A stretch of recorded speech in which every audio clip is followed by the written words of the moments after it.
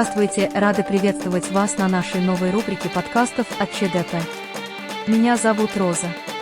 Как всегда, об актуальном и главном на нашем канале. После двух ожесточенных войн за независимость, длившихся более 10 лет с 1994 года и привлекших внимание мирового сообщества, Чеченская Республика оказалась под контролем российских войск и фактически стала базой для подготовки российских военных сил. Российский военный преступный главарь Путин впервые за почти 13 лет посетил Чеченскую Республику на фоне продолжающегося конфликта с Украиной. Во время визита он посетил Академию спецназа, где проходят подготовку наемники, называемые добровольцами, которые получают значительные вознаграждения за службу в оккупационных российских войсках для отправки в Украину. Путин отметил их заслуги, подчеркнув, что такие люди делают Россию непобедимой.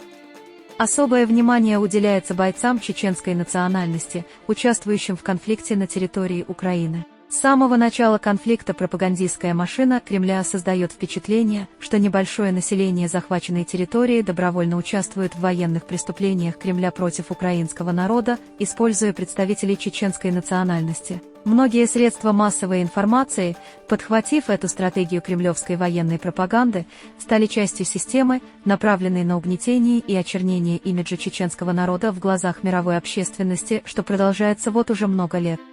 Это была наша новая рубрика подкастов от Чеченской демократической партии. Подписывайтесь и будьте всегда в курсе актуальных событий вместе с нами. До новых встреч!